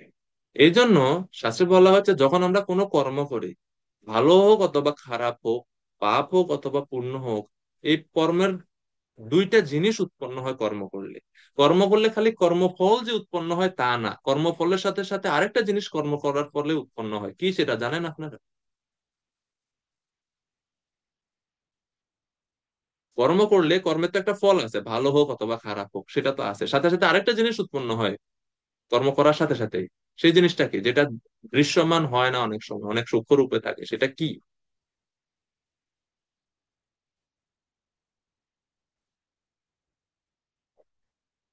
সেটা হচ্ছে স্বভাব। কর্ম করার ফলে ভালো হোক অথবা খারাপ কর্ম, যেটাই কর্ম করুন, কর্মের সাথে সাথে এটা তো ফল একটা হয়, সাথে সাথে আপনার একটা স্বভাবও তৈরি হয়, একটা স্বভাব সৃষ্টি হয় জীবের মধ্যে, যেটা ধীরে ধীরে ধীরে ধীরে তার মনকে তৈরি করে, তার ব্যক্তিত্বকে তৈরি করে। এই জন্য দেখবেন যারা মানে পুণ্যবান মানুষ তাদের স্বভাব ভালো, যারা পাপ করে বেশি তাদের স্বভাব স্বভাব খারাপ হয়। কেন তাদের স্বভাব খারাপ হচ্ছে? কারণ ওই যে পাপ কর্মটাই তার ভিতরে একটা খারাপ স্বভাব সৃষ্টি করছে, খারাপ ইমপ্রেশন তার চিত্তের উপরে, তার মনের উপরে রাখছে। এই স্বভাব জীবকে, এই জীবের বিকৃত যে স্বভাব, তার প্রকৃত স্বভাব বা শুদ্ধ স্বভাব কি ছিল? ভগবানের সেবা করা। কিন্তু সেটা এই জড় জগতে এসে গুণের বিক্রিয়ায় এবং জড় সংস্পর্শে আসার ফলে, যেটা প্রভুপাদ বলছেন, জড় জগতের সংস্পর্শে আসার ফলে এটা এত মানে মিক্সড আপ হয়েছে যে এখন ওই শুদ্ধ স্বভাবটা এখন আর নাই, এটা এখন বিকৃত স্বভাব হয়ে গেছে। বিকৃত স্বভাব কি? নিজের ইন্দ্রিয় তৃপ্তি, এটা বিকৃত হয়ে গেছে। আর এই স্বভাবই জীবকে বলপূর্বক অনিচ্ছা সত্ত্বেও পাপ কর্মে, পাপ কর্ম করতে, নিষিদ্ধ কর্ম করতে বাধ্য করে। বুঝতে পারছেন? আশা করি কিঞ্চিত হইলেও, আমি হয়তো অত ভালো বুঝাতে পারি নাই, কিন্তু আশা করি হয়তো কিছু কিছু বুঝতে পারছেন। বিদ্যুৎ প্রভু হ্যান্ড রেজ করছিলেন, এখন বলুন প্রভু। হরে কৃষ্ণ প্রভু। প্রভু। আহ আপনার এই মানে আলোচনা থেকে অনেকটা ক্লিয়ার হলো যে আমাদের কেন পতন হয়েছে ভগবত ধাম থেকে। তাহলে ধরুন যে আমরা ভগবত ধামে গেলেও কি এই স্বভাব বা প্রবণতাটা আমাদের মধ্যে সুপ্তভাবে থেকে যায়? না, এখন যে আপনি যাবেন, স্বভাব যদি সুপ্তভাবে থাকে তখন আপনি যেতে পারবেন না, আপনাকে পূর্ণরূপে শুদ্ধ হয়েই তারপরে যেতে হবে।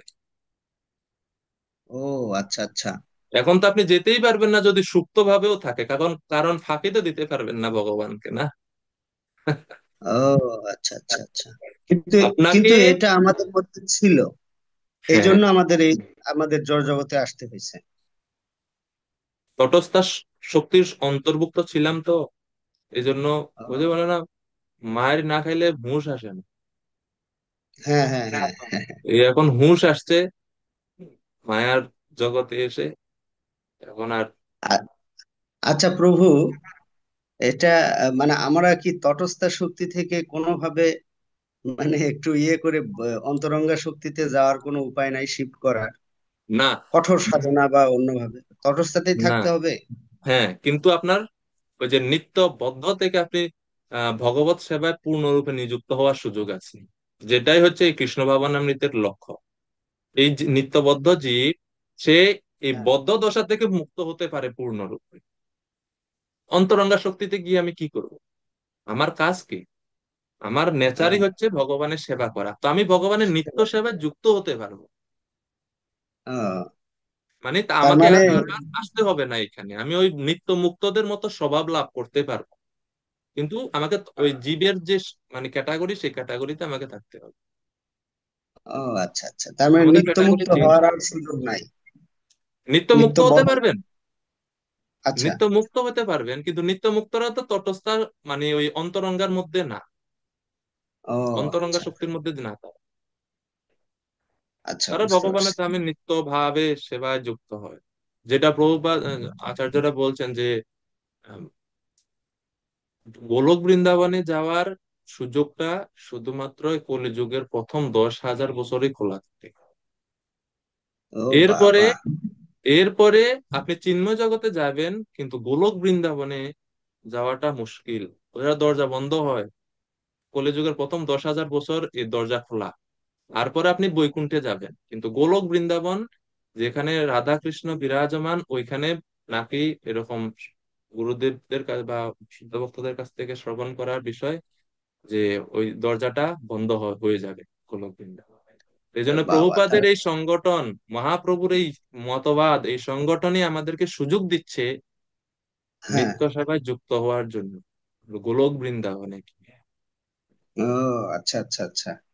তাহলে তো প্রভু সিরিয়াস হতে হবে দেখতেছি। আর মানে ইয়ে করা যাবে না। প্রভু মানে সিরিয়াসের কথা কি তো বলে, আচার্যরা প্রথম থেকেই বলতেছে। কিন্তু আমরা তো গুরুত্ব দিচ্ছিলাম না মানে। এটা তো দোষ আমাদের, মন্দ হ্যাঁ, কপাল। যাই হোক।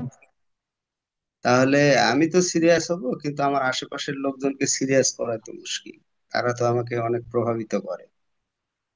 হরে কৃষ্ণ জগৎ। প্রভু। হরে আপনার কৃষ্ণ। আলোচনা থেকে অনেক মানে সমৃদ্ধ হলাম। ধন্যবাদ মানে প্রভু। মূল বিষয়গুলো ভিতরে আমি ইয়ে লাভ করলাম। অনেক অনেক ধন্যবাদ আপনাকে। হরে শ্রীকান্ত কৃষ্ণ। প্রভু। ধন্যবাদ প্রভু। হরে হরে কৃষ্ণ। কৃষ্ণ প্রভু। প্রভু হরে আহ কৃষ্ণ। আমাদের যে এই জড়জগৎ আছে, শাস্ত্রে লেখা আছে যে অনন্ত কোটি জড়জগৎ আছে, তাহলে কি অনন্ত কোটি চিন্ময় জগৎ আছে? জড় জগতের সংখ্যা চিন্ময় জগতের সংখ্যার সঙ্গে কোনো তুলনা করা যায় না, কারণ একাংশেন স্থিত জগৎ। ভগবান গীতায় বলছে, ভগবানের যে বিভূতি, এর মধ্যে একপাদ বিভূতি এবং ত্রিপাদ বিভূতির কথা লেখা আছে। শ্রীমদ্ ভাগবতমে 2য় স্কন্ধের 6ষ্ঠ অধ্যায় পড়বেন, সেখানে এর বর্ণনা আছে। সেখানে বলা হচ্ছে যে ভগবানের যে অন্তরঙ্গা শক্তির দ্বারা পরিচালিত হয় যে চিন্ময় জগৎ, সেটা হচ্ছে ভগবানের শক্তি সমূহের 4/3 ভাগ। আর এই জড়জগৎ হচ্ছে 4 ভাগের মাত্র 1 ভাগ, মানে খুবই ক্ষুদ্র অংশ আমরা। এই জড়জগৎ যেটা অনন্ত কোটি জড়জগৎ, অনন্ত কোটি জীব, সব হচ্ছে ভগবানের ওই 4 ভাগের 1 ভাগ, মানে এক এক পাদ বিভূতি। চিন্ময় জগৎ হচ্ছে ত্রিপাদ বিভূতি। এই জড়জগতে জীব আছে অনেক, কিন্তু সেটা চিন্ময় জগতে যে সমস্ত মানুষেরা আছে, মানে পার্শ্বদেরা আছে, তাদের তুলনায় আমরা খুবই নগণ্য। তো চিন্ময় জগতের পরিমাণ, আয়তন সবচেয়ে বেশি, কেননা এটা 4 ভাগের 3 ভাগ হচ্ছে চিন্ময় জগৎ। চিদ আকাশের, প্রভুপাত বলছে, চিদ আকাশের ক্ষুদ্র একটা অংশ হচ্ছে আমাদের এই জড় জগৎ, পুরোটাই হচ্ছে চিদ জগৎ, চিন্ময় জগৎ। আমরা হচ্ছে একপাদ বিভূতিতে আছি, আর চিন্ময় জগৎ এবং অন্তরঙ্গা শক্তির দ্বারা পরিচালিত হয় ত্রিপাদ বিভূতি, মানে অসংখ্য অসংখ্য। তো আমাদের সবারই সৃষ্টিলীলা নিয়ে কি থাকে মানে বুঝতে কষ্ট হয়, তাহলে আমার যদি একটা ক্লাস সৃষ্টিলীলা নিয়ে দিতেন তাহলে ভালো হয়। ভাগবতমে পড়বেন। ভাগবতম পড়ি, ভক্তি কিন্তু বাবু বুঝতে কষ্ট হয়ে ভক্তি যায়। বৈভব যখন করবেন তখন পড়বেন, কারণ এখন এই ভক্তি শাস্ত্রীতে এটা সিলেবাসে নাই, কারণ আমরা বুঝবো না এই কারণ। তো আগে আমরা গীতা তারপরে এই 4টা বই পড়ি ভালো করে যতটুক, এরপরে ধীরে ধীরে আমরা পড়বো। যদি আপনি ভক্তি বিভব করেন, সেখানে সৃষ্টি তত্ত্ব পড়বেন। হরে কৃষ্ণ। হরে কৃষ্ণ। এখন বললেও আমি বলতে পারবো না, মানে আপনি যদি বলেন তাও আমি বলতে পারবো না।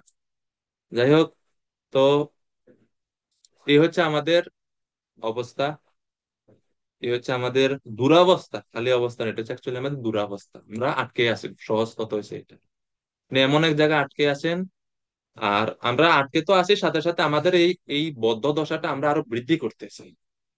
আশা পাশা শতই বদ্ধা, এর দ্বারা আমরা, পাপ আচরণের দ্বারা আমরা, ভগবত বিমুখতার দ্বারা আমরা আমাদের বদ্ধ দশাকে আরো বেশি বাড়াইতেছি। এই জন্য বিদ্যুৎ প্রভু যে বললেন, আশেপাশে মানুষ, আশেপাশে মানুষের কথা চিন্তা করে আমার নিজের সময় নষ্ট করার কোনো সার্থকতা আমরা দেখি না। প্রভুপাদ শ্রীমদ্ ভাগবতমে যে বললেন যে পঞ্চপাণ্ডব যখন গৃহ ত্যাগ করেন, তারা দ্রৌপদীকে বলেনও নি, দ্রৌপদীকে বলেননি তারা। এই 5 জন একজন স্ত্রীকে নিয়ে ছিলেন সারা জীবন। মানুষ মনে করতে পারে তারা কত আসক্ত এক স্ত্রীর প্রতি, কিন্তু না, এটা তারা কৃষ্ণের পরিকল্পনা। এইসব হয়েছে যখন আত্ম উপলব্ধির কথা আসছে, বা আহ ভগবানকে প্রাপ্ত হওয়ার কথা আসছে, যখনই যুধিষ্ঠির শুনছেন যে কৃষ্ণ চলে গেছেন এই জগৎ থেকে, তো সাথে সাথে যুধিষ্ঠির সিদ্ধান্ত নিয়ে নিয়েছেন যে কৃষ্ণ চলে গেছেন মানে আমাদের আর এই জগতে থাকার কোনো দরকার নাই, কারণ আমরা এতদিন ছিলাম কৃষ্ণের আদেশে, কৃষ্ণকে অ্যাসিস্ট, কৃষ্ণের সাহায্য করার জন্য। বা কৃষ্ণের আদেশ পালনের জন্য আমরা ছিলাম। কৃষ্ণকে সাহায্য তো করা না, কৃষ্ণের আদেশ কৃষ্ণের পরিকল্পনাগুলো পূর্ণ করার জন্য আমরা ছিলাম। এখন কৃষ্ণ চলে গেছেন, আমাদের আর থাকার কোনো দরকার নাই। যুধিষ্ঠির এক মনে চলে গেছে, ভাইদেরকে বলছে না। যখন যুধিষ্ঠির যাচ্ছে দেখে ভীমও পিছন পিছন যাত্রা শুরু, ভীম যাচ্ছেন দেখে অর্জুন নকুল সহদেব যাত্রা শুরু। আর দ্রৌপদীকে কেউ জিজ্ঞাসা করে নাই, অনুমতিও নেয় নাই, বলেনও নাই। যখন দ্রৌপদী দেখছে আরে এরা আমাকে ছেড়ে চলে যেতেছে, তখন দ্রৌপদীও পিছন পিছন গেলেন।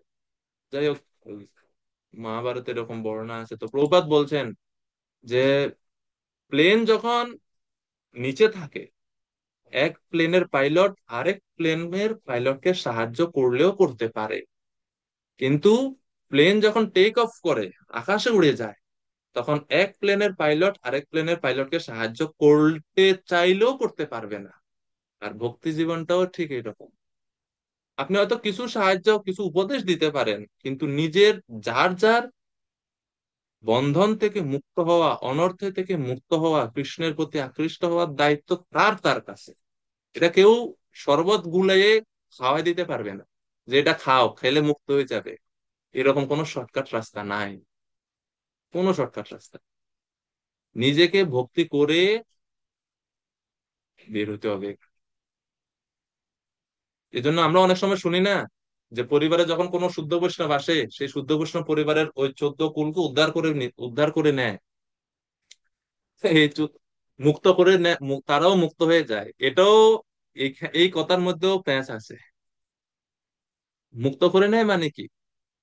মুক্ত করে নেয় মানে হচ্ছে যেহেতু ইনি শুদ্ধ ভক্ত, এই বংশে জন্মগ্রহণ করছেন, এই কারণে যারা ভবিষ্যতে আসছে বা আসবে, তারা মুক্ত হওয়ার বা ভগবত ভক্তি করার একটা অনুকূল পরিবেশে জন্মগ্রহণ করবে, করে তাদেরকে ভক্তি করে তারপর তাদেরকে মুক্ত হতে হবে। এই জন্য বলা হয় যে মুক্ত করে দিতে পারেন একজন শুদ্ধ ভক্ত। হ্যাঁ, এটা পারেন যারা একবারে ভগবানের শক্তিপ্রাপ্ত, মানে যেরকম ছিল প্রভুপাদ বা আচার্যগণ। আর যারা ভক্তরা জন্মগ্রহণ করে, সেই ভক্তদের জন্মগ্রহণের সৌভাগ্যের ফলে তার পরবর্তী যে সমস্ত বংশধরেরা আছে তাদেরকে ভক্তি করতে হবে। তো তাদের ভক্তির একটা সহজ পরিবেশ ভগবান তাদেরকে করে দেন। যেরকম আমরা জন্ম থেকে ভক্ত ছিলাম না, ভক্তির সঙ্গ পাইনি, ছোটবেলা থেকে অনেক খারাপ স্বভাব আমাদের সৃষ্টি হয়ে গেছে, এখন আমরা ভক্তি জীবনে আসছি, এখন অনেক বাধার সম্মুখীন হচ্ছে। কিন্তু ওই ব্যক্তিদের জন্য এটা হবে না।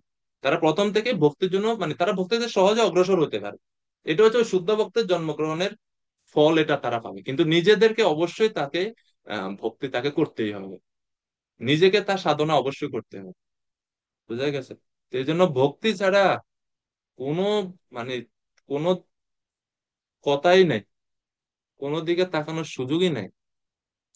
যাই হোক, তো ভগবান এখন অর্জুনের উত্তর দিচ্ছেন।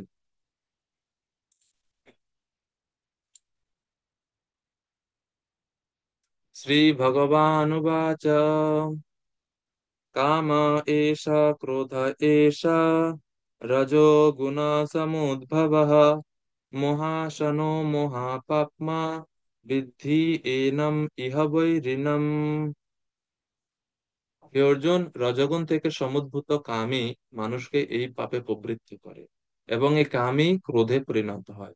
কাম সর্বগ্রাসী ও পাপাত্মক, কামকেই জীবের প্রধান শত্রু বলে জানবে। তো ভগবান বলে দিচ্ছেন সেই শত্রুর কথা, যে শত্রুর কথা আমরা বললাম প্রথমে। এই শত্রুর কথা ভগবান এখানে বলে যে কাম হচ্ছে সবচেয়ে বড়। বিদ্ধি এনম ইহ বৈরিণম, বৈরী শব্দের অর্থ হচ্ছে শত্রু। প্রধান শত্রু রূপে জানবে এই কামকে। কাম কোত্থেকে আসে? রজগুণ সমুদ্ভব, রজগুণ থেকে কাম উদ্ভূত হয়। কাম রজগুণ থেকে উদ্ভূত হয়।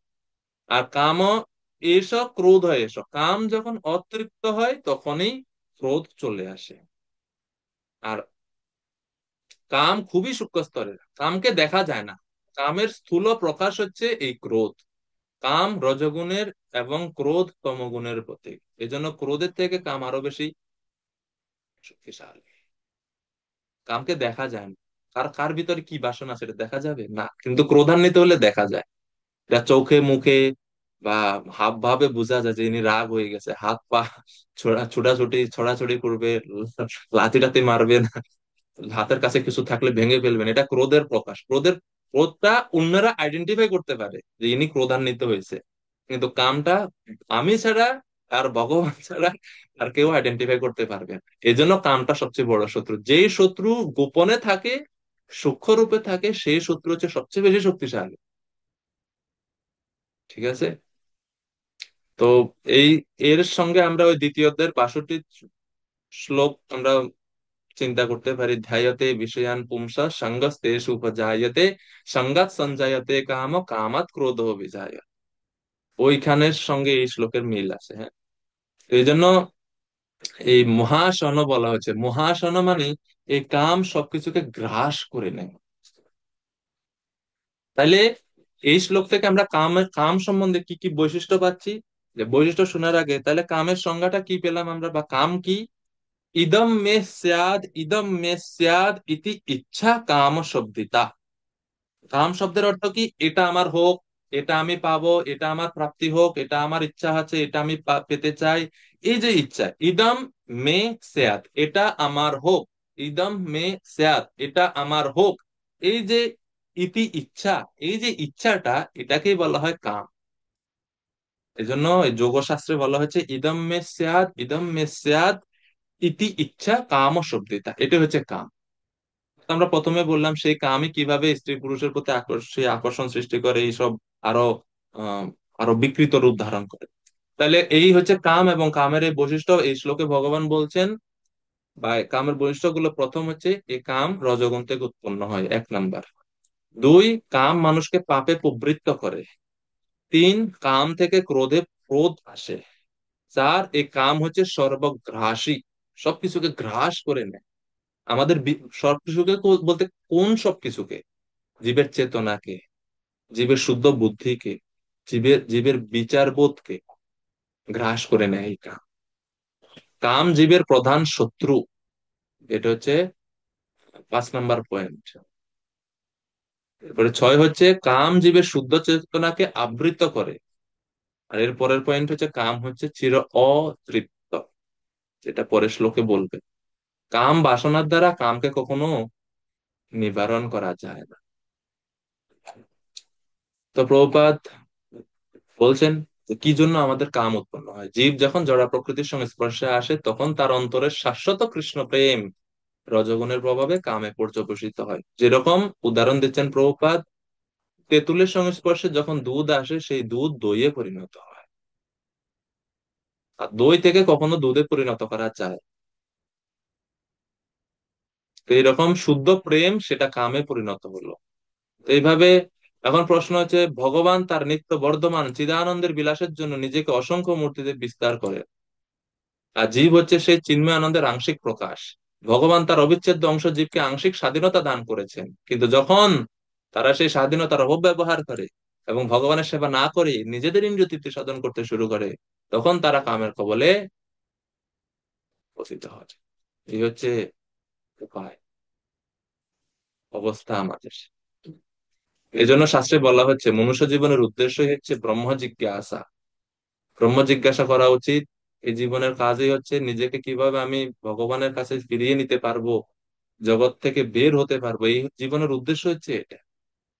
জন্মগ্রহণ করার এবং জীবন ধারণ করার একটাই উদ্দেশ্য, ভালোভাবে মৃত্যুবরণ করতে শেখা।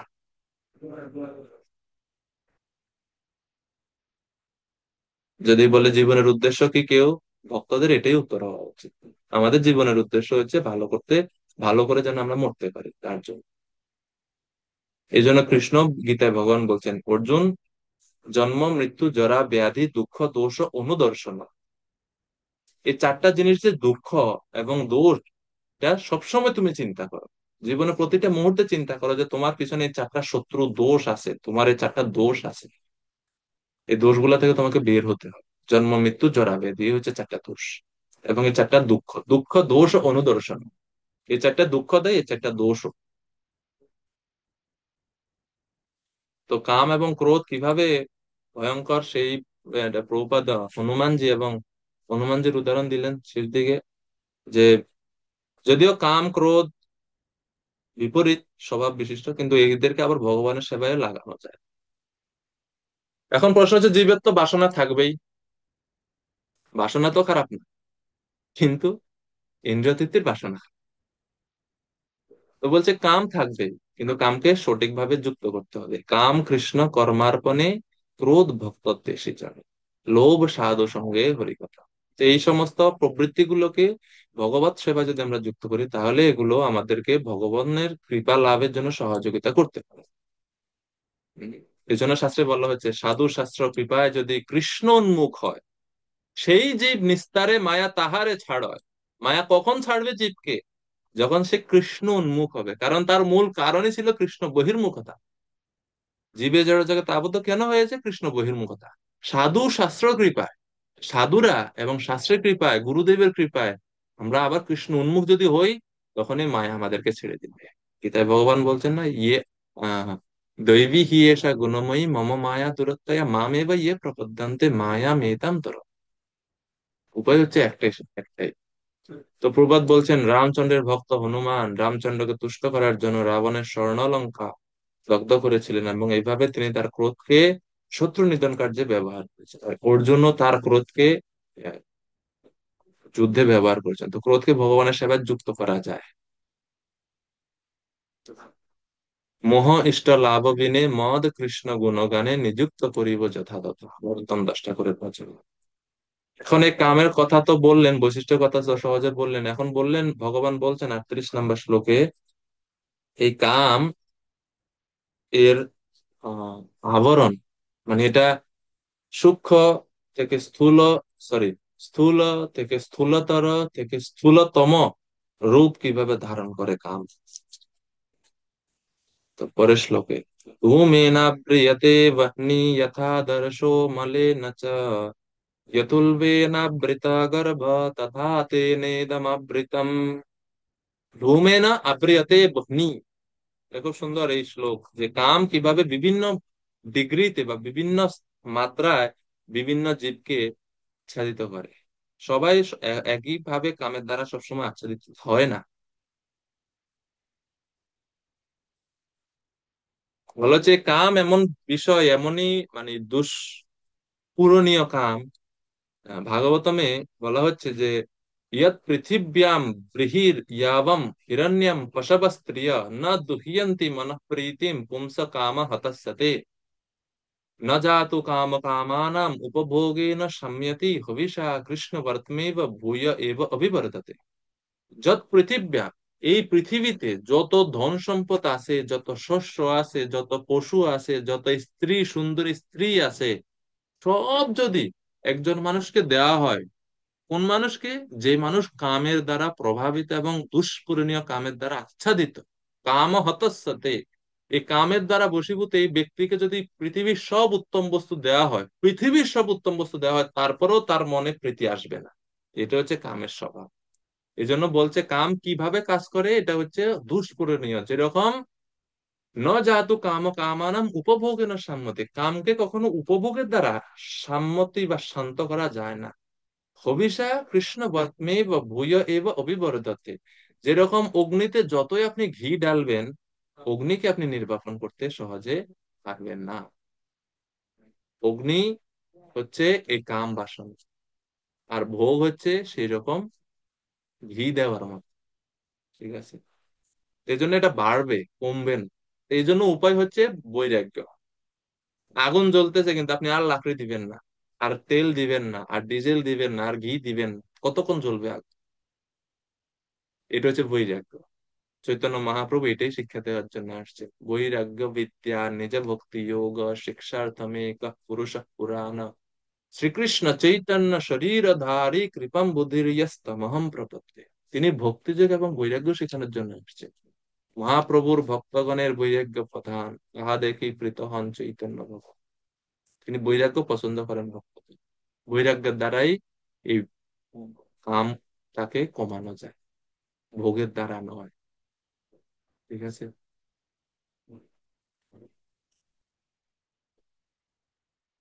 ভক্তিবিনোদ ঠাকুর ওনার কল্যাণ কল্পতরু গ্রন্থে লিখছেন, অনিত্য জড়ীয় কাম শান্তিহীন অবিশ্রাম নাহি তাহে পিপাসার ভঙ্গ।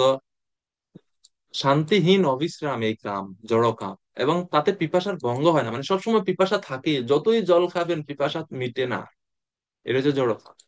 যাই হোক, তো এখন 38 নম্বর শ্লোকে বলছে তিন ধরনের, তিন মাত্রার আবরণ দ্বারা কাম জীবের চেতনাকে আবৃত করে। ধূমেন আবৃয়তে বহ্নি, অগ্নি যেমন ধূমের দ্বারা আবৃত থাকে, পরে যথাদর্শ মলিন চ, দর্পণ যেমন ময়লার দ্বারা আবৃত থাকে, যথা উল্বেন আবৃত গর্ভ, গর্ভ যেমন জরায়ুর দ্বারা আবৃত থাকে, তথা তেন ইদম আবৃতম, সেই একইভাবে জীবও বিভিন্ন মাত্রায় কামের দ্বারা আবৃত থাকে।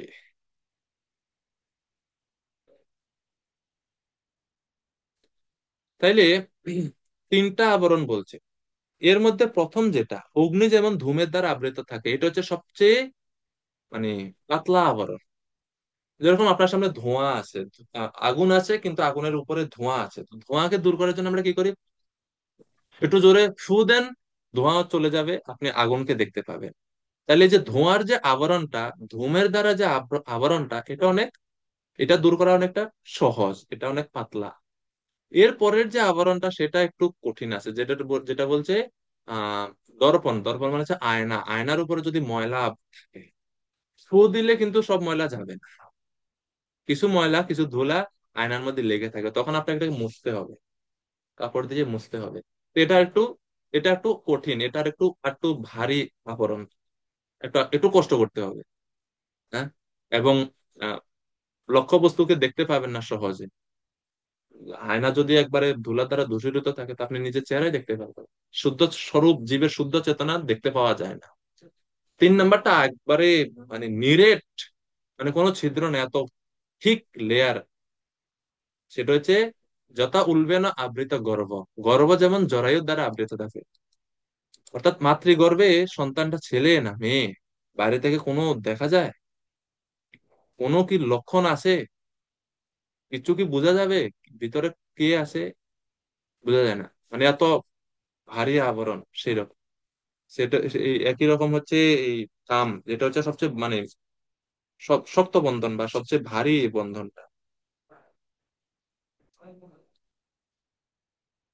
তো কামও জীবকে এরকম তিনটি ভাগে ভাগ করে রাখে, বা আবৃত করে রাখে, জীবের চেতনাকে আবৃত করে রাখে।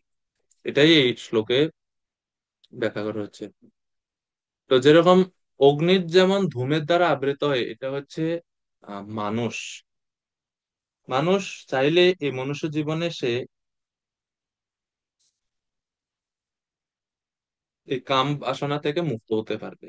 মানুষের একটা একটা উন্নতর বিবেকবোধ বা চিন্তা শক্তি আছে, সেটা দিয়ে সে এই আবরণ সরিয়ে, কামের আবরণ সরিয়ে, জ্ঞানের দ্বারা আবরণটাকে সরিয়ে সে ভগবানকে লাভ করতে পারে। এই জন্য বলছে অগ্নি যেমন ধূমের দ্বারা আবৃত থাকে, এর উদাহরণ হচ্ছে মানুষ।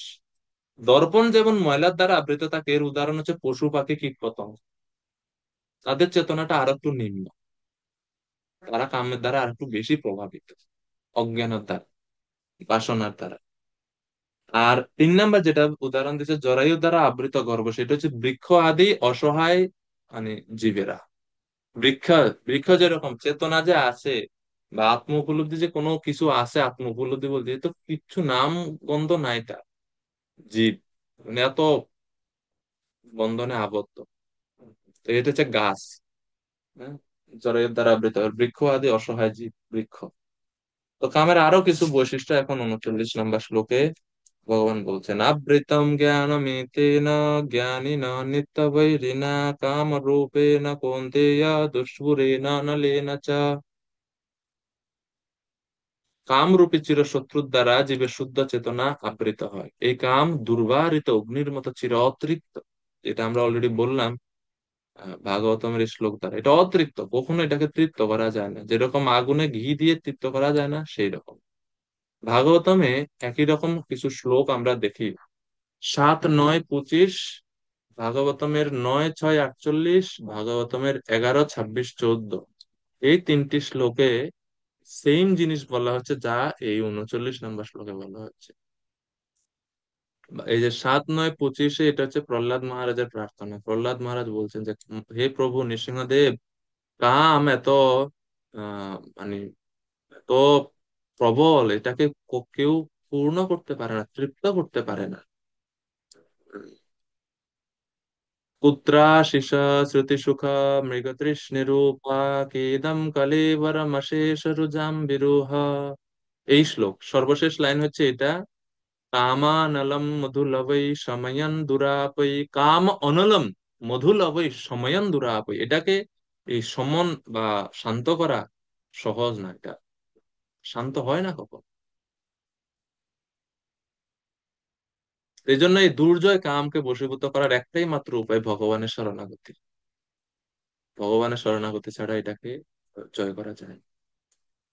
নরোত্তম দাস ঠাকুর ওনার ভজনে বলছেন, কি বা করিতে পারে কাম ক্রোধ সাধকেরে, যদি হয় সাধু জনার সঙ্গ, যদি হয় সাধু জনার সঙ্গ, শুনিয়া গোবিন্দ রব আপনি পলাবে সব, সিংহ রবে করি গণ যথা, সিংহ রবে করি গণ যথা। তো এই একটা সুন্দর একটা ভজন নরোত্তম দাস ঠাকুর বলছেন, এর অর্থটা সুন্দর, যে কি বা করিতে পারে কাম ক্রোধ সাধকের, একজন সাধককে কাম ক্রোধ কি করতে পারে, যদি সে সাধুজনের সঙ্গ থাকে, উত্তম ভক্তদের, ঐকান্তিক ভক্তদের সঙ্গ থাকে, যে কাম ক্রোধ তার কি ক্ষতি করতে পারে, কিছু করতে পারে। এরপর বলছে, যখন সে ভক্ত সাধুদের সঙ্গে থেকে গোবিন্দ রব, শুনিয়া গোবিন্দ রব, যখন সে ভগবানের নাম উচ্চারণ করবে, ভক্তিতে যুক্ত থাকবে, ভগবত সেবা করবে, ভগবানের নাম মহিমা কীর্তন করবে, শুনিয়া গোবিন্দ রব আপনি পলাবে সব, এই গোবিন্দ রব শুনে বা ভগবানের নাম শুনে আপনা আপনি সবাই পালিয়ে যাবে। কারা সবাই পালিয়ে যাবে? এই কাম ক্রোধ যত অনর্থ যত বন্ধন আছে সব আপনা আপনি পালিয়ে যাবে। কিরকম সেটা? সিংহ রবে করি গণযথা, করি বলতে এখানে হাতি। সিংহ যখন গর্জন করে, হরিণ, সব বনের পশু পাখিরা সবাই কি করে? ভয়ে পালিয়ে যায়। সেই রকম ভাবে ভক্ত যখন ভগবানের নাম উচ্চারণ করে, নাম জপ করে, তখন এই কাম ক্রোধ পালিয়ে যায়। তো এটা হচ্ছে একটাই মাত্র উপায় কাম থেকে মুক্ত হওয়ার। প্রভুপাদ তাৎপর্যে বলছেন খুব কঠিন কথা, যে আহ মনুস্মৃতিতে বলা হচ্ছে, ঘি দিলে যেমন আগুনকে কখনো নেভানো যায় না, কাম কখনো উপভোগের দ্বারা কামের প্রবৃত্তি নষ্ট হয় না। জড়জগতে সমস্ত কিছুর কেন্দ্র হচ্ছে যৌন আকর্ষণ, তাই জড়জগৎকে বলা হয় মৈথুনাগার অথবা যৌন জীবনের শিকল। আমরা দেখছি অপরাধ করলে মানুষ কারাগারে আবদ্ধ হয়, তেমনি যারা ভগবানের আইন অমান্য করে তারাও যৌন জীবনের শৃঙ্খলে আবদ্ধ হয়ে মৈথুনাগারে পতিত হয়। মানুষ মনে করে ইন্দ্রিয় তৃপ্তি হচ্ছে সবচেয়ে বড় সুখ, কিন্তু প্রকৃতপক্ষে এটা হচ্ছে তার সবচেয়ে বড় শত্রু। এখন এই কাম কোথায় কোথায় থাকে ভগবান একটু বলুন তো। ভগবান পরের শ্লোকে বলছেন, ইন্দ্রিয়াণি মনোবুদ্ধির অস্যাধিষ্ঠান মুচ্যতে এতই বিমোহয়ত্যেষ কাম জ্ঞান আবৃত্ত দেহিনাম। ইন্দ্রিয় সমূহ মন বুদ্ধি ও ইন্দ্রিয় সমূহ মন ও বুদ্ধি, এই তিনটি হচ্ছে কামের আশ্রয়স্থল। কাম এই তিনটি জায়গাতে, এই ইন্দ্রিয় আদির দ্বারা কাম জীবের প্রকৃত জ্ঞানকে আচ্ছন্ন করে, তাকে বিভ্রান্ত করে। মন, বুদ্ধি এবং ইন্দ্রিয় সমূহ, দেখেন এখানে কিন্তু আত্মার কথা নাই। অর্থাৎ আত্মাকে কাম প্রভাবিত করে না, সর্বোচ্চ সে বুদ্ধি পর্যন্ত যেতে পারে, দূষিত বুদ্ধি।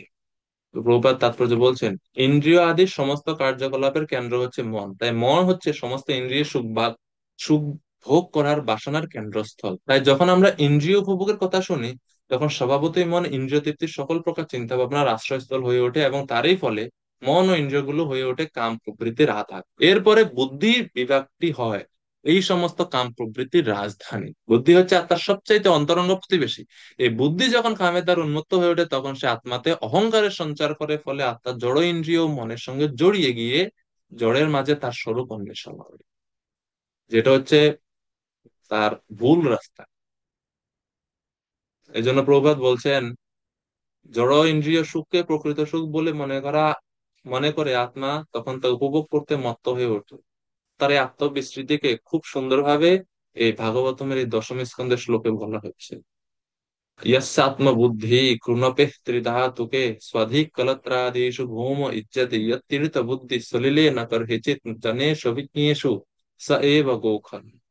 এই ত্রিধাতু সমন্বিত এই জড়দেহকে যারা পরম প্রেমাস্মদ আত্মা বলে মনে করে, স্ত্রী পুত্রদিকে আত্মীয় বলে মনে করে, পার্থিব জন্মস্থানকে পূজনীয় বলে মনে করে, তীর্থস্থানে গিয়ে কেবলমাত্র নদীতে স্নান করে চলে আসে, কিন্তু পারমার্থিক জ্ঞান সম্পন্ন সেখানে মানুষদের সঙ্গে ভগবত তত্ত্ব আলোচনা করে না, সে একটি গাধা বা গরু ছাড়া আর কিছু না। দেহটাকে নিজের আত্মা স্বরূপ বলে ভাবে যায়। দেহটা আসলে স্বরূপটা কি? ত্রিধাতুকে, তিনটি ধাতুক দ্বারা দেহ তৈরি। সেই তিনটা ধাতু কি জানে? স্বর্ণ, রূপা, তামা না, কফ, পিত্ত আর বায়ু। এটা দেহ, সব সুন্দর ওটার ভিতরে। মিথ্যা পরিচয় এটা। আর বুদ্ধি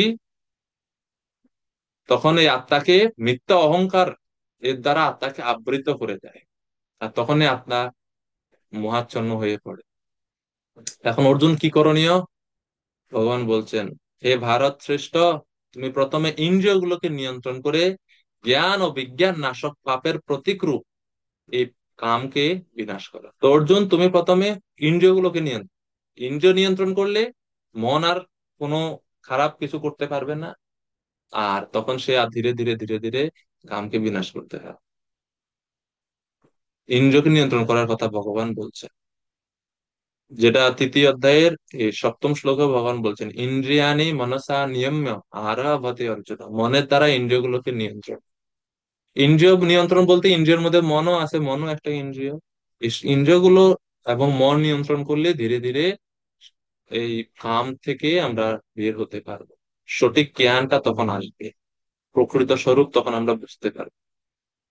তো প্রভুপাদ তাৎপর্য সেটাই বলছেন যে ভগবত প্রেম কামে বিকৃত হয়ে গেলে তখন তাকে স্বাভাবিক অবস্থায় ফিরিয়ে আনা অত্যন্ত কঠিন।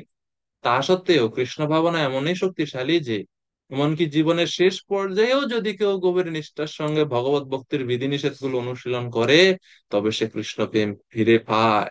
তাই জীবনের যে কোনো পর্যায়ে কৃষ্ণ ভাবনার অনুশীলন শুরু করা যায়। যখন আমরা কৃষ্ণ ভাবনার মাহাত্ম্য উপলব্ধি করতে পারি, ভগবত ভক্তির প্রয়োজনীয়তা উপলব্ধি করতে পারি, জীবনে যে পর্যায়ে হোক, তখন থেকেই আমরা ভক্তি যোগ অনুশীলন শুরু করতে পারি, আমাদের পরম শত্রু কামকে কৃষ্ণ প্রেমে রূপান্তরিত করতে পারি। এটাই হচ্ছে মানব জীবনের সর্বোত্তম পূর্ণতার স্তর।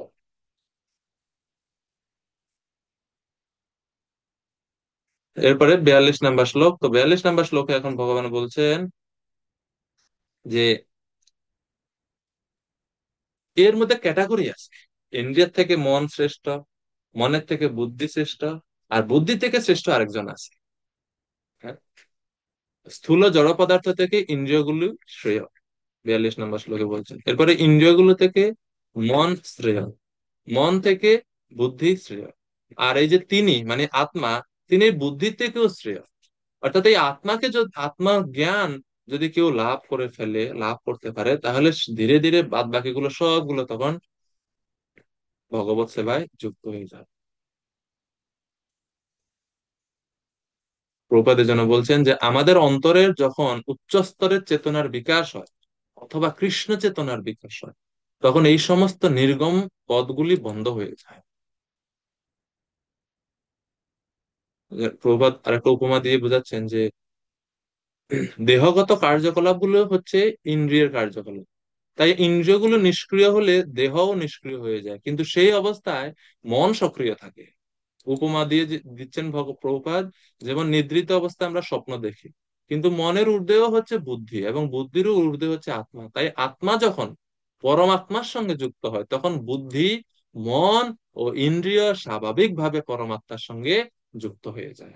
ঠিক এইভাবেই কঠোপনিষদ বলা হয়েছে, ইন্দ্রিয় থেকে ইন্দ্রিয়ের উপভোগের সামগ্রীগুলো শ্রেয়, কিন্তু ইন্দ্রিয় উপভোগের সামগ্রী থেকে মন শ্রেয়। তাই মন যদি কৃষ্ণ সেবায় যুক্ত হয়, তাহলে ইন্দ্রিয়গুলো আর বিপদগামী হওয়ার সুযোগ পাবে না।